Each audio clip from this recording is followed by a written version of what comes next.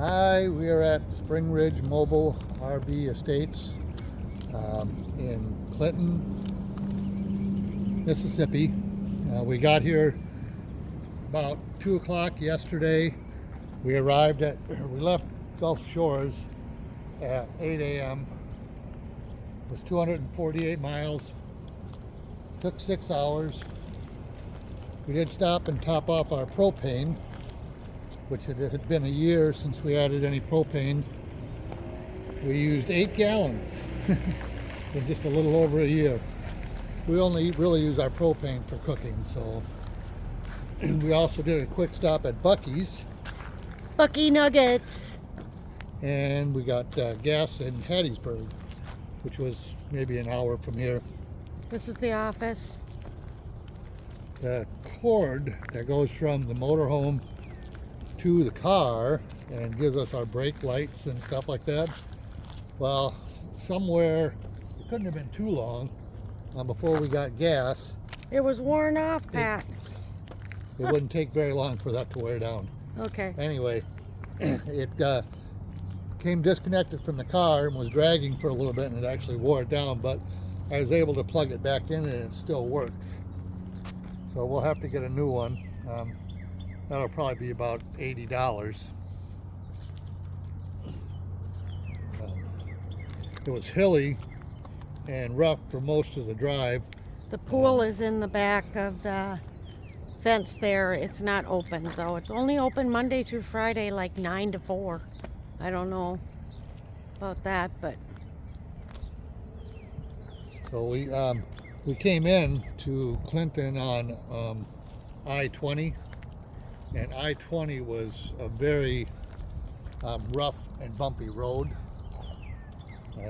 We also, most of the way here it was rolling hills. It wasn't big hills, but we only got about 6 miles per gallon on this run. From all the hills, bumps and bumps. The bridges are the worst in a motorhome, I'll tell you. Feels like so this is like the bathhouse and laundry room area. So you got to go through there to go in the bathrooms.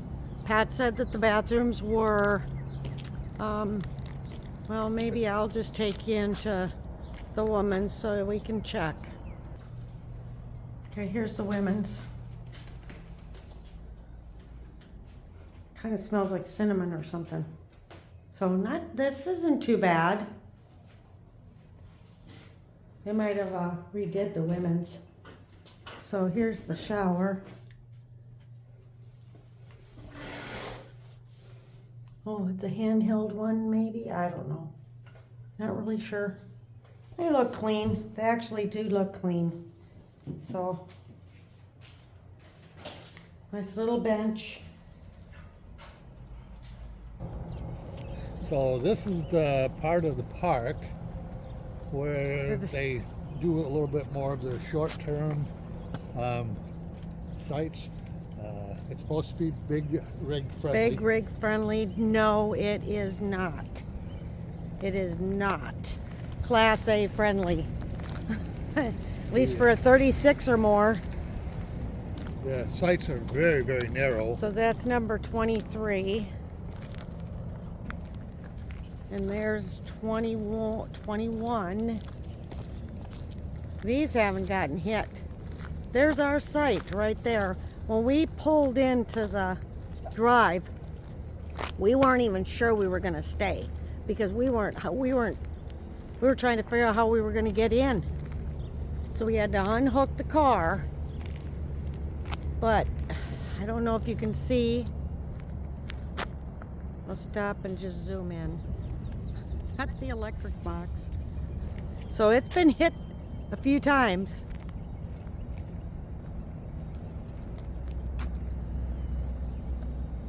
But see, this is one lot. So we are in 28. So Pat said he had to use this one's electric. and tried to level it as much as we can. That's how we're parking the car. That one's on the ground. It is nice to have these little green spots, but our tire's off the ground. So as you can see, it's pretty broke up. This would be a nice park if they fixed it up, really. I mean, I don't know if you, just at the beginning I showed you the wall, and that was supposed to have, here's the site next to us. That one's gotten hit a couple times. And there's one over there. And again, over here. So, like we said, we are probably not gonna stay here again. And unfortunately, we got to do a 1-star for this one. So, all right. Catch you later. Thank you for Bye. watching. Hit that like button. Subscribe.